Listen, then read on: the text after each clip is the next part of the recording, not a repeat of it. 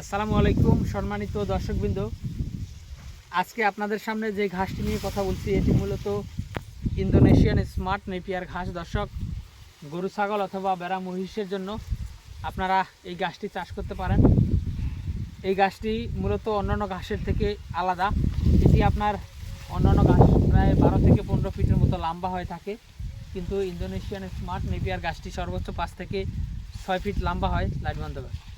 তো দর্শক, এই গাছটি লম্বা কম হয় কিন্তু নিচ থেকে অনেক বেশি চারা হয়। আপনারা আমাদের এই জমিতে দেখেন, প্রথমবার এই জমিতে এই গাছটি রোপণ করা হয়েছে। আর আপনারা হয়তো এই ভিডিও দেখলে হয়তো বলবেন ঘাস চিকন কেন। দর্শক, মূলত শীতকালীন সময়ে সব ধরনের ঘাসেই চিকন হয়, তারপর শীতকালীন সময়ে সব ধরনের ঘাসের ফলনও কম হয়। মূলত এটি শীতকালীন সময়ের ঘাস বলেই চিকন। এখন যেহেতু আপনার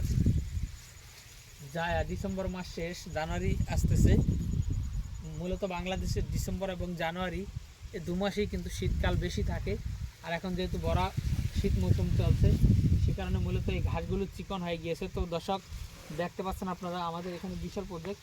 এই প্রজেক্টে এখনও কিন্তু ফুল আসেনি, অর্থাৎ অন্যান্য ঘাস বিশেষ করে জারা কিংবা পাকচন বা লাল পাকচন বা আরও অন্যান্য যে ঘাসগুলো বাংলাদেশে রয়েছে লম্বা যে গাছগুলো, সেগুলো কিন্তু এখন শীতকালে সম্পূর্ণটাই ফুল এসে যায় বা ঘাস একেবারেই কমে যায়, ডাটা হয়ে যায় এবং ফুলগুলো অনেক চিকন হয়ে যায়। তো দর্শক, সেক্ষেত্রে ইন্দোনেশিয়ান স্মার্ট নেপিয়ার গাছটি সম্পূর্ণ আলাদা।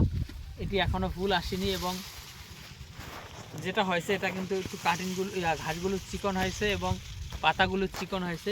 তবে দেখেন, ঘাস এবং ঘাসের পাতা যথেষ্ট পরিমাণে এখনও রয়েছে আমাদের এই সম্পূর্ণ জমিতেই যদি আপনারা দেখেন। তো দর্শক, তো আপনারা এই ইন্দোনেশিয়ান স্মার্ট নেপিয়ার ঘাসের কাটিং চাইলে আমাদের কাছ থেকে সংগ্রহ করতে পারেন। আমরা কুরিয়ার সার্ভিসের মাধ্যমে সারা বাংলাদেশে ক্যাশ অন ডেলিভারিতে এই ঘাসের কাটিংগুলো আপনাদের ঠিকানায় পাঠিয়ে দিতে পারবো। তো দর্শক, সেক্ষেত্রে অবশ্যই আপনারা এই স্ক্রিনে দেওয়া নম্বরে আমাদের সাথে যোগাযোগ করবেন। এটা আবার কি আছে? এই বন্ধনা